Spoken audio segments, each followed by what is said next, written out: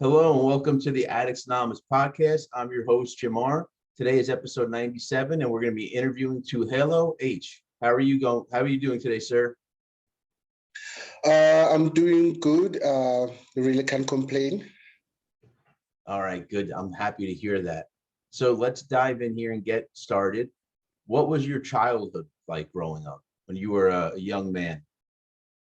Well, first of all, real quick, where are you joining us from? Okay, I'm joining you from Johannesburg, South Africa. Very cool, very cool. So Yes. tell us a little bit about growing up in your childhood.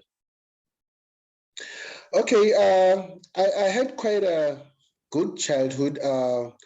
My father was a chief examiner for the Royal Life Saving Navy, and then he started me early in the years. I started competitive swimming at the age of 6. So Swimming? later on, yes, competitive swimming, yes.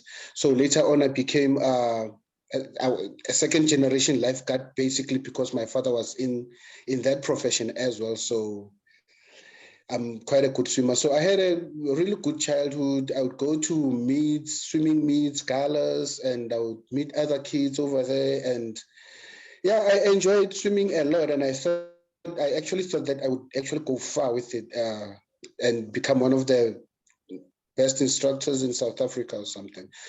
So yeah, I ended up, I left that around 16 years, and then I started being a lifeguard.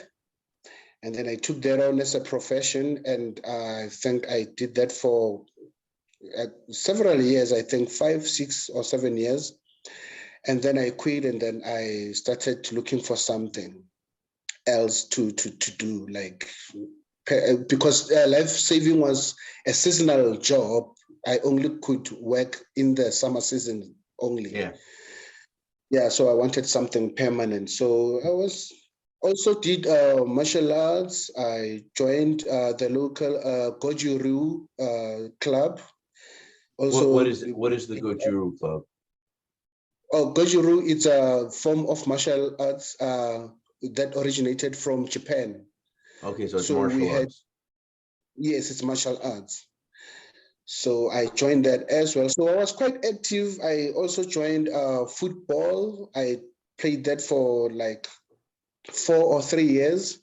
So I was quite active as a child. I did a lot of things, but I really did have a good childhood, and I really did enjoy growing up the way I did. Were So both of yeah, your I parents think around? Did you have both parents? yes, I actually had both parents married, and they passed away now. My mom passed away in 2012, and my father in 2017 from cancer. So they had a beautiful love relationship, and like they say, until death do us part. They are one of those people who had it all. Well, there's nothing perfect, but yeah, they were together until the end. So I really admire what they have. That's very hard to do nowadays. Yes, definitely it is. I'm still struggling myself, so Yeah. I just want, well, if I'll ever get there. So with the age and everything going on. Yeah, me too. I'm still struggling with finding a relationship. It's hard, especially for us recovering addicts. We need to find someone that's going to be understanding of us. Definitely, definitely. So, it's quite, sometimes it's quite frustrating, but then again, because I have my younger sister with me, there's two of us. My younger sister, I'm 10 years older than her. So, she's very supportive. Okay, she's married now. So, Okay. she's a better example in that department. So, yeah, I'm with her. She's supportive. She's been with me through my ups and downs, ebb and flows, going to rehab and all that. And, she's never given up on me, and she's always checking up on me. A week will never go by without her calling twice or thrice just to check up if I'm okay and doing okay, So yeah, she's a good person. That's good. Yeah. So what age did you live with your parents until? Pardon? What age did you stay with your parents until? When did you move out? Like when did you grow up enough that you moved out? Okay. I actually moved out at the age of 27. I was, uh, yeah, older, because there's this thing that we do here at in South Africa. There's a tradition that we have that when you first get a job, you have to, we call it, they call it black tax. So you actually have to live up to the expectation. You need to take care of the parents. You need to help out in the house from your first salaries. The first time you start getting a job, getting paid, you need to help with groceries. You need to be home. You need to make sure that everything that they used to do, you help out, like buying paint to paint the house, groceries, all those things that need to be utilities and bills, you help out, so until such time that they never actually let you go, but you have to like sort of stand up to for yourself and say, okay, this is what I'm going to do. I need to go out, try life out there, see if I can make it on my own. As long as I know that I can always have something to fall back, I still have a home. Will you guys allow me to do that? And then, yeah, they can let you go. And, but I stayed with them actually until I was quite old, around 27 years of age, 25, 27 years.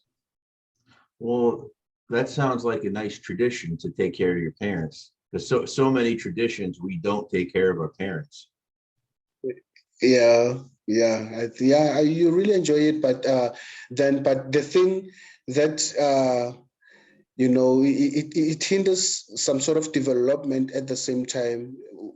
Like, sometimes you'd have a girlfriend. It's not allowed for you to bring your girlfriend over or have a sleepover. It's your parents' house and stuff like that. So you always have to find somewhere to go.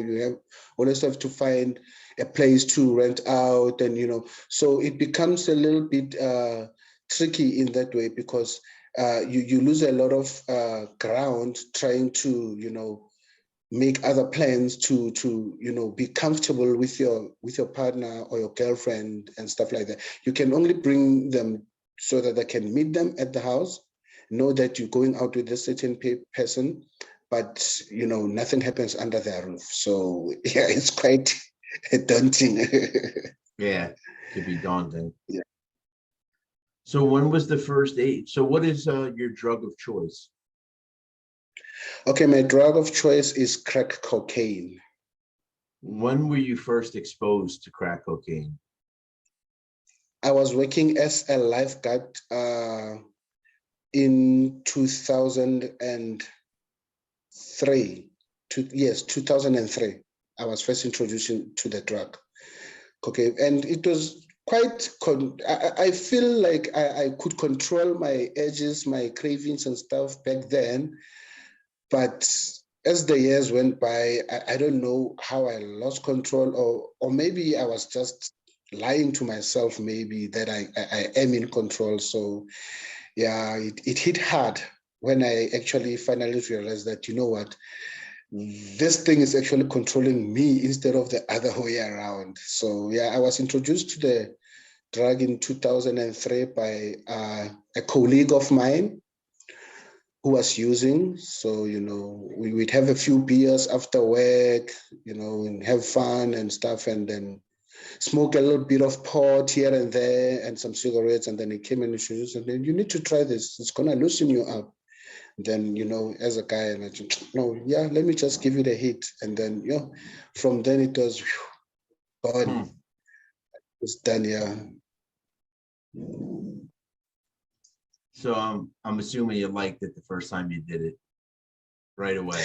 Yeah, yeah, I had this feeling of euphoria. I had this feeling of like it was the most incredible feeling I've ever had, because I've never experienced that before. So it was like this amazing feeling. And yeah, it was amazing. And I thought, yeah, you know what? I'm no longer gonna smoke anything else. I don't want weed. I don't want cigarettes. I'm only gonna try this every time we have a party, or every time like we go for beers and stuff with the guys. So yeah, it was quite enjoyable, I should say. I did enjoy it. So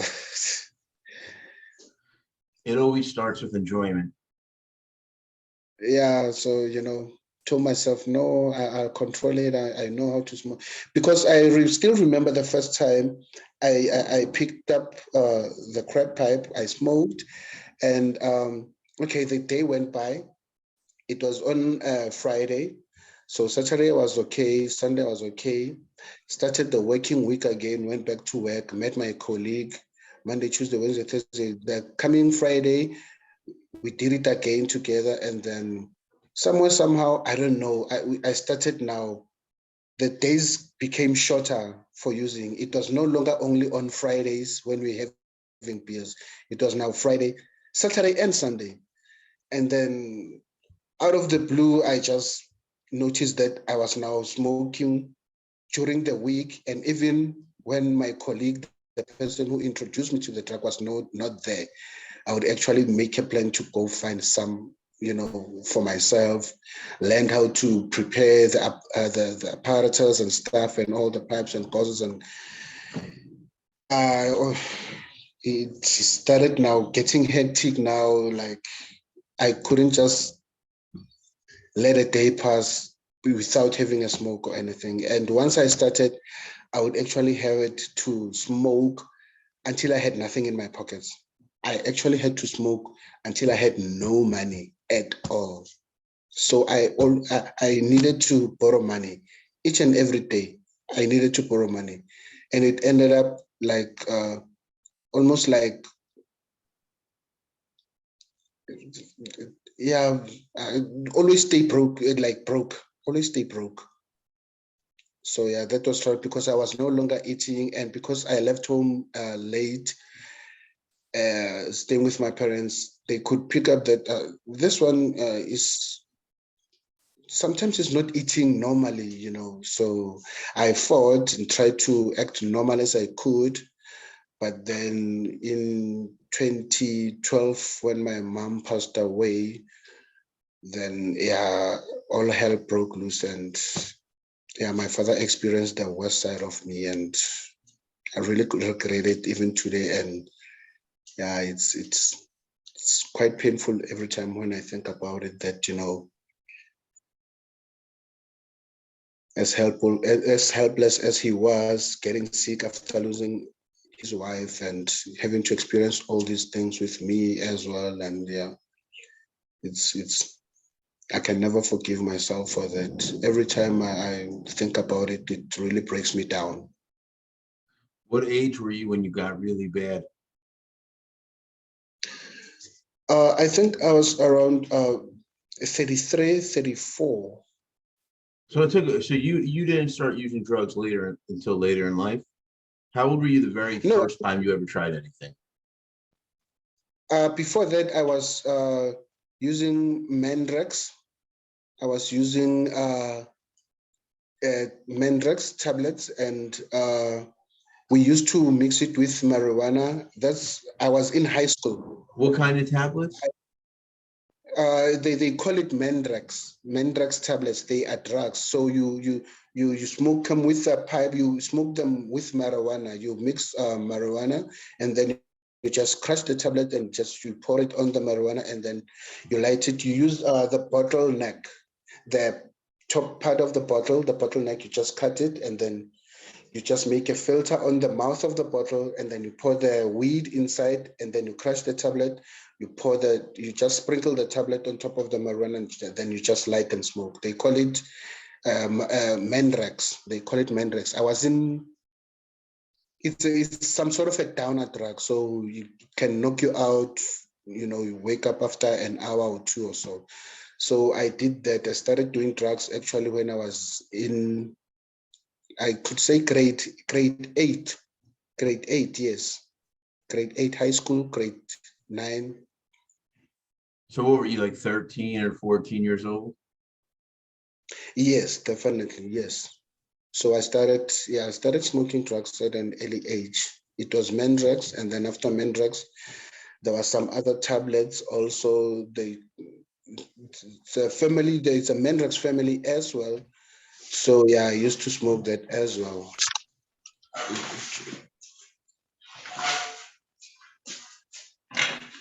Oh, sorry about that. Oh, that's okay. Um, I need to just take the pots off the stove. I was cooking. Sorry about that, Jim. That's okay. We'll deal with it. Yeah, it's All right, you're the back. perks of being alone, a Boy Scout. So yeah, have to cook for myself and all those things. So yeah. Understood. So I actually started at a very early age smoking Mandrax and smoking capsules, and then from there on, it went and escalated to crack cocaine later on in the years. And I feel what's later on? At what age did you first do crack cocaine? Pardon? What age were you when you first did crack cocaine? Okay, I think I actually started that. I was. You said 33 or 34, or was that late? From 2003, so that means 2013, 2022. So that was like 20 years ago. So that means I was 21 Okay, years so of fairly age. young. You know, I was 21 years of age when I started smoking crack cocaine. So yeah, and then from there it was all downhill. Were you working at the time? Yeah, yes, not permanently, but I was employed on a contract basis, and I would do odd jobs here and there. I was actually I actually did hotel keeping and catering as well at school, so I got a lot of jobs at hotels as a helping out in the kitchen, helping the chefs wherever they need help, or in the bars, open bars and stuff like that. So I was actually good. That's one of the jobs I thought I was actually gonna be good at, and maybe have a life, build a life working at. So unfortunately, yeah, something went sideways there, and I lost focus, and yeah, couldn't What went continue sideways? with What it. happened? What do you mean something went sideways? Okay, I remember quitting the job, and I came home and I told my mom that I'm no longer going back to that job. So because the guy, the supervisor there was a bit somehow okay. The thing is that I took a liking to this girl only to find out that it was the supervisor's girlfriend. So the guy just started becoming, very rude towards me, and I was good with my job, and the hotel managers and the owners went to him and told him that we want Elliot to come and work for us on a permanent basis. And then he never did come to tell me, because he was angry with me for playing around with his girl. So the hotel managers came to me and asked me if my supervisor had spoken to me about what they had told him. So I said, no, he hasn't told me anything. So I went to him, confronted him, and told him, and he said, no, there's a lot of people who came here before you, and you are not going to get that job before anyone who came here before you. So you'll wait your turn until everyone who was here before you gets a job. So I was really pissed off, but yeah, I know my promiscuous behavior obviously was also influenced by drug abuse. So yeah, I lost that because of bad behavior, basically. So yeah. What did you do after that? Well, after that, it was a long time until I got a job. So it was like 3 years until I got another job as a lifeguard. So it was a long 3 years. It was a terrible 3 years. My mom started giving me this tough love because I actually quit a job that was well paying, and I could actually help the family out with the tips that I was getting daily before I even got paid a salary. So it was an excellent job. So my mom was actually quite cross with me, and yeah, she started giving me this tough love, you know. So yeah, I moved out, got a place, and then I didn't have a job, and I would constantly bother my mom, you know, for food and, you know, basic necessities and stuff. And she would just like buy me a bag of beans and a tray of eggs, because I didn't have any refrigerators to put food there or anything. So I had to live on convenient food that doesn't get rotten, you know, the non-perishables. So Yeah. it was, yeah, it was quite a hard, yeah, experience for me. It was a long 3 years. Didn't have shoes. I had one pair of shoes, and you know, but at the end, I just like swallowed my pride and said, you know, I got myself into this situation, so I'm just gonna keep my head high and just start over and fix myself and try to do what's right and try to build a better life again. So until 2003, and then yeah, I got a job as a lifeguard again around August, yeah, August of that year. So it was quite hard, but then yeah, I started behaving normally again until the salary came in, Until and what? until I got paid at the end of the month, and then the shenanigans began again. So I had these friends who were also like, you know, living this carefree life, you know, don't give a damn, we do what we want, it's our life, you know. So, but I know I had a choice, but I think I was kind of like intrigued by the way they lived their lives. And so I felt like part of something when I was with them. But yeah, only to find out, yeah, it was just the wrong way to go. So we would smoke every time, but we would get paid at the end of the month. 3 days later, nobody has money. We now need to go to very bad people, borrow money, your loan sharks, your. It was a very bad situation. And then you get people coming to your home, asking your parents, where is this person? We need our money. He took our money, he needs to pay it. And those people's like fees are exorbitant. Like they actually extort money out of you. You know, you can take like 100 rands, you'll have to bring it back 170.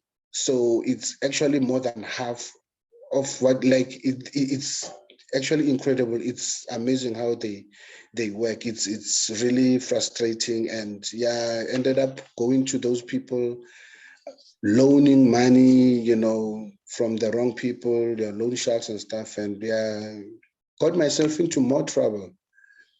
And then my mom actually had to pay off my debts from one of the loan sharks, spoke to them. And she actually told me that I'm no longer going to do anything for you. I'm paying off this debt of yours, but I don't want to see you in my house. I'm not going to feed you. I'm not going to help you with anything. I don't want you in my house. You have to leave. And that was another blow for me. So started staying with this friend of mine, the colleague that I was working with, who introduced me to some other drugs as well. So it was just a mess. What kind of other It drugs was did he really introduce you to? okay. They call it E. I think it's ecstasy. So you Yeah. just you pop a you pop a pill, you just put it under your tongue for some time, and then after it dissolves and stuff, it gives you this high. Yeah, I've done So I was ecstasy really, before. yeah, it was really messed up. Like, yeah, it was really messed up. So, but I would constantly need to have rocks. I needed rocks. I needed rocks. I could see all these drugs, but there was just something about crack cocaine that just got a hold of me. So yeah, I just totally fell in love with the drug, and it messed me up very good. It messed me up very, very bad.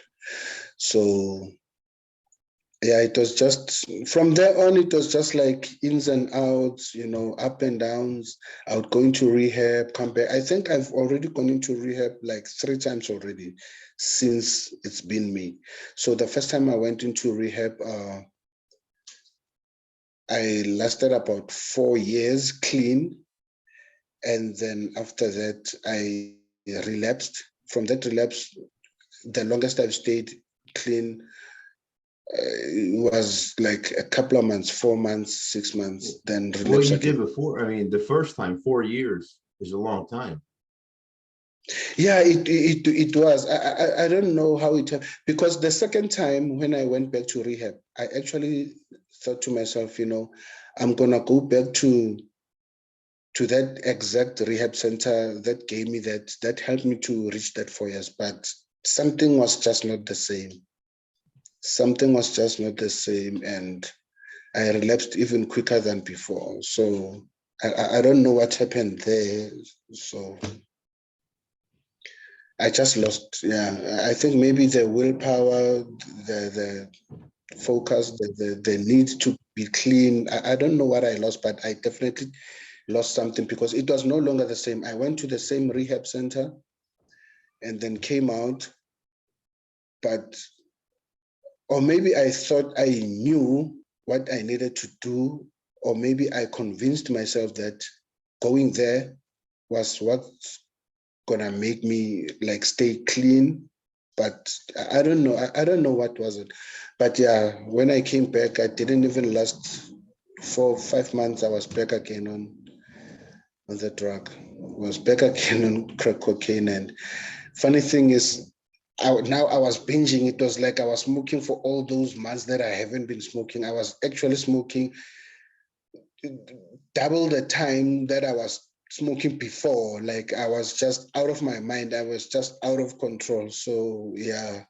And the sad thing is that everyone could actually notice and see, and I would think nobody sees, nobody can notice, but everyone could see that I'm back on the track. And because I had a lot of people in my family. I had a lot of people, in my life that actually cared about me. So, and I could actually see the disappointment in their faces. And there's nothing that can make a person feel bad, or, feel like crap, like seeing people who believe in you, like start losing hope in you. Like the look on their faces, like it's just unbearable, to say the least.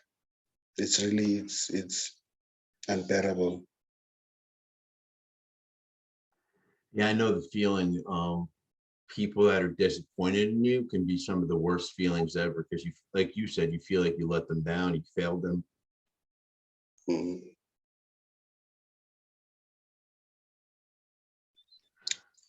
So,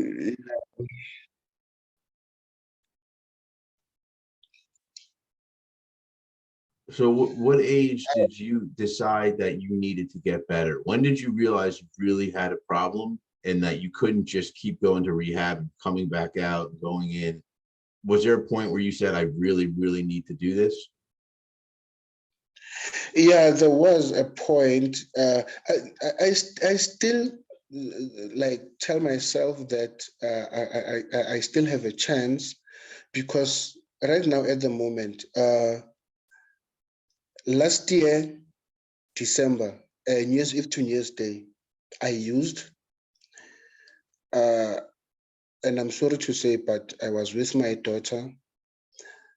I tried hiding, and so that she couldn't see me and all of those things. And then, but I think she picked up on something, and I just told myself, you know what, I can't let this, no, I can't let this go on. I need to stop. So on the 1st of January this year, that was the last time I picked up a pipe. But then again, on the 2nd of this month, I picked up again.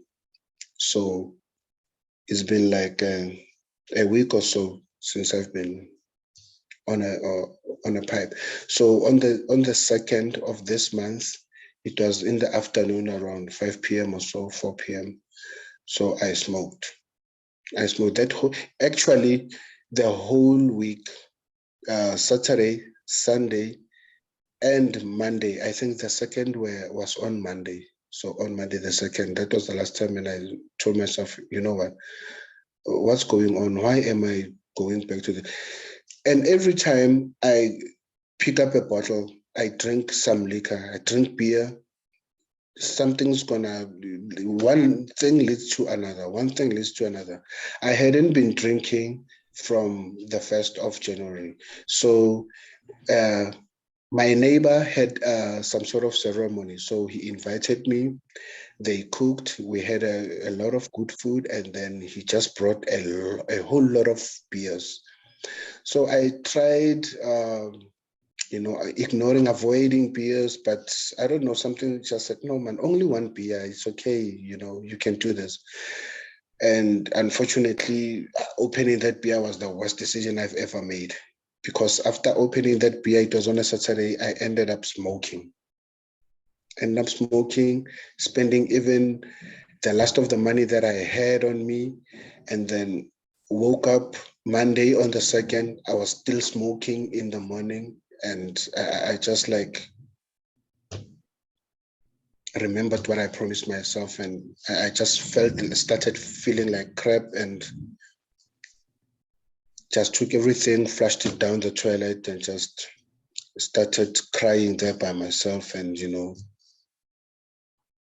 I just needed to talk to someone, and unfortunately, I cannot talk to anyone. But thanks to the group now, there's a lot of people who are willing to listen to you, just to let you vent out, talk whatever you need to say, just to relieve the feelings that you have. And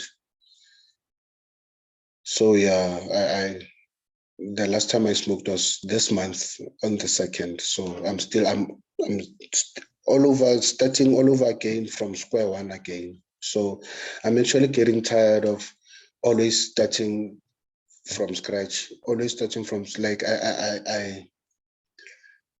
I don't know, like, I'm good when I don't drink liquor. So I think this is my problem. I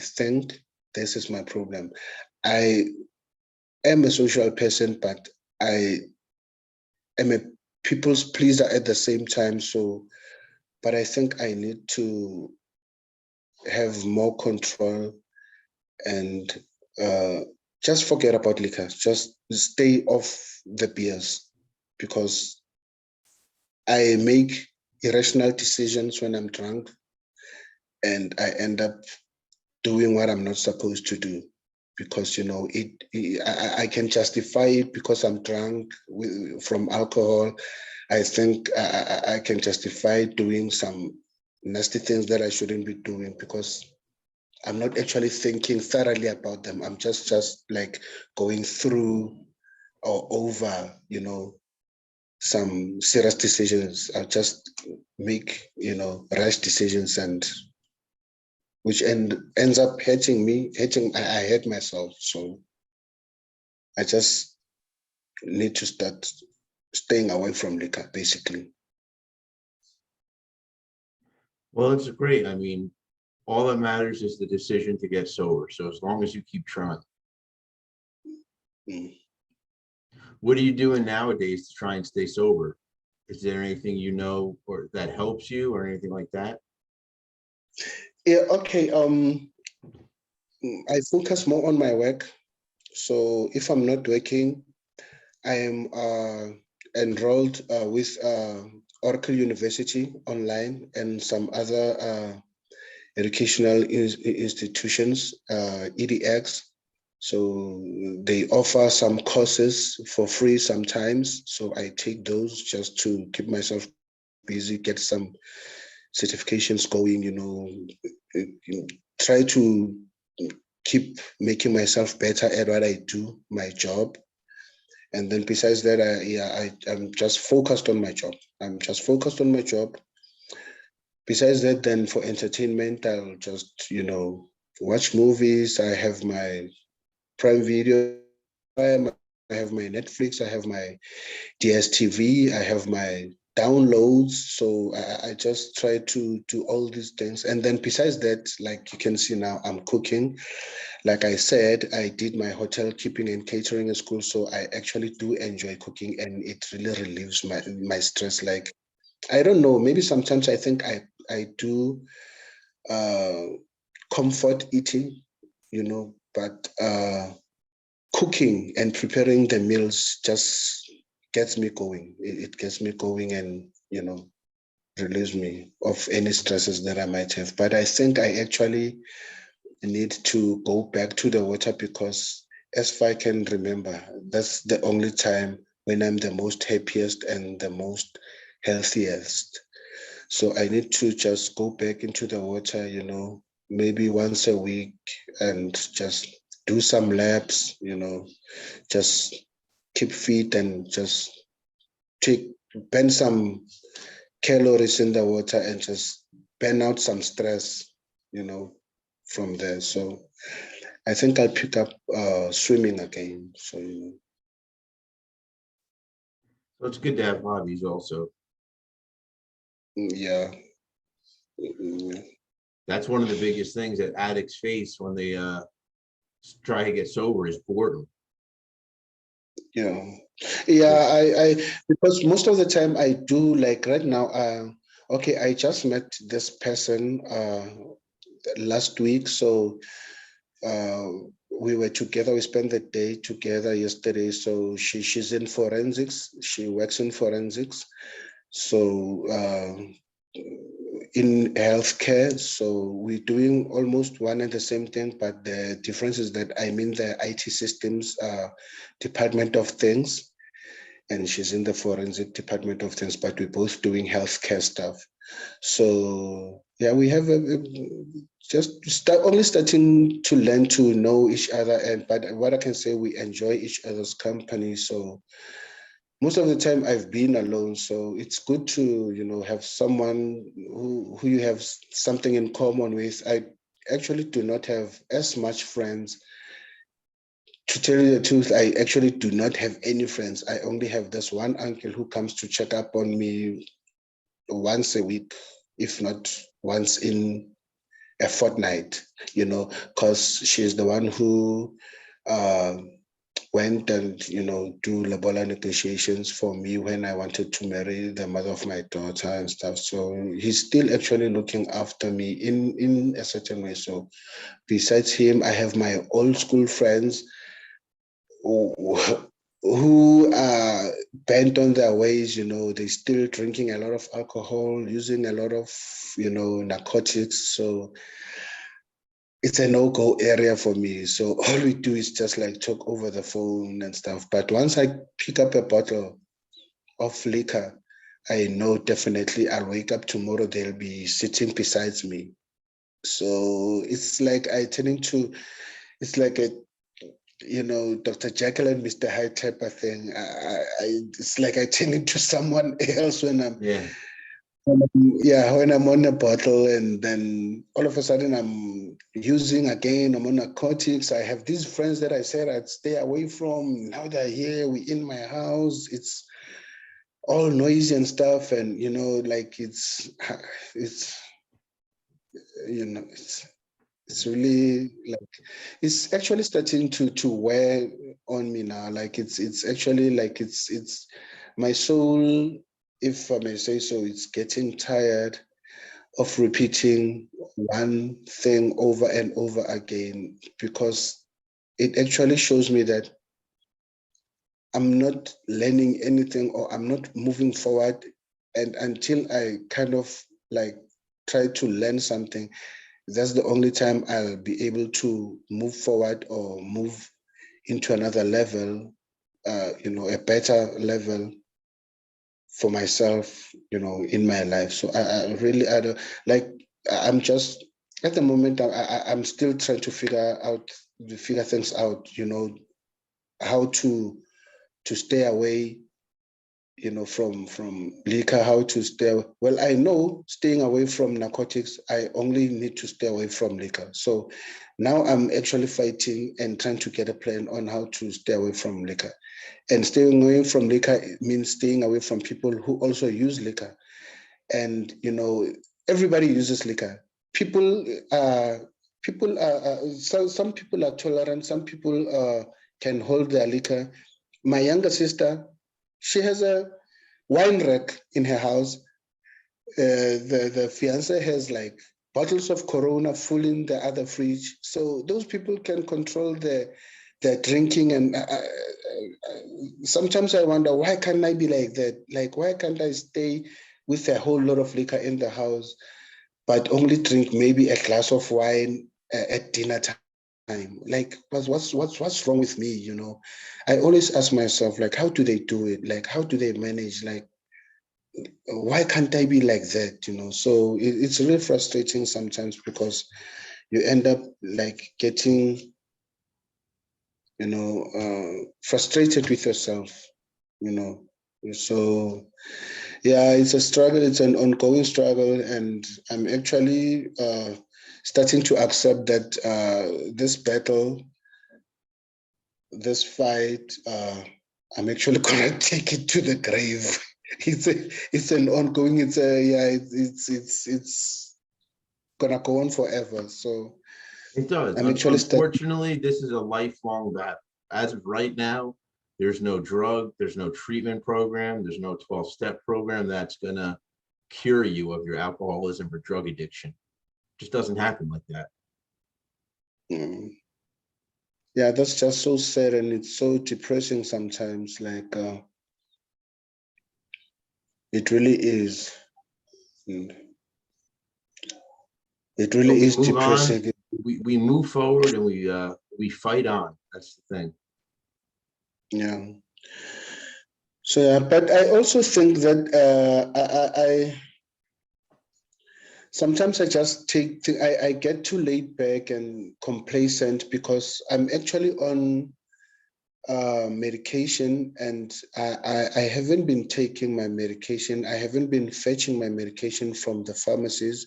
I'm on Dopakel and some other stuff as well. So they help me to kill cravings. They help me to keep focused. Some also help me to avoid seizures, like epilepsy. They avoid that. They prevent me from going into epilepsy and seizures. And then some, there's just a bunch. So I think somehow, when I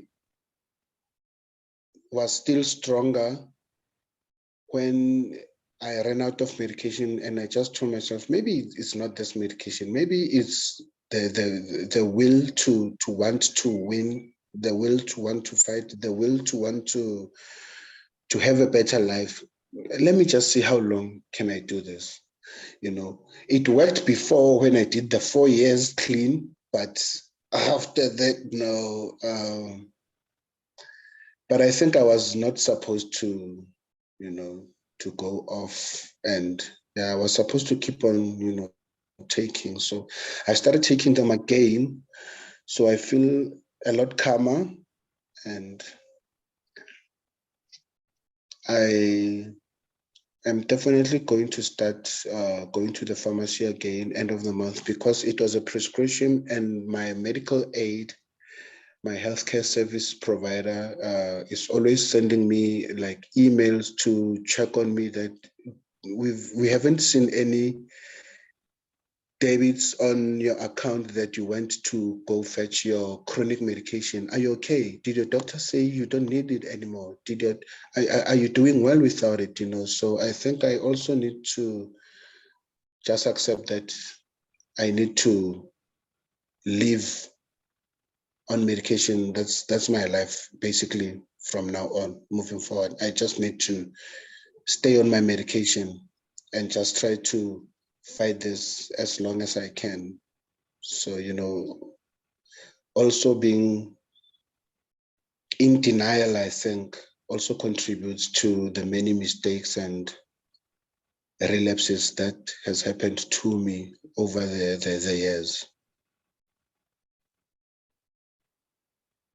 Well, I'm glad to hear that you're going to go back to the pharmacy and really work that program as far as staying sober, doing what you got to do.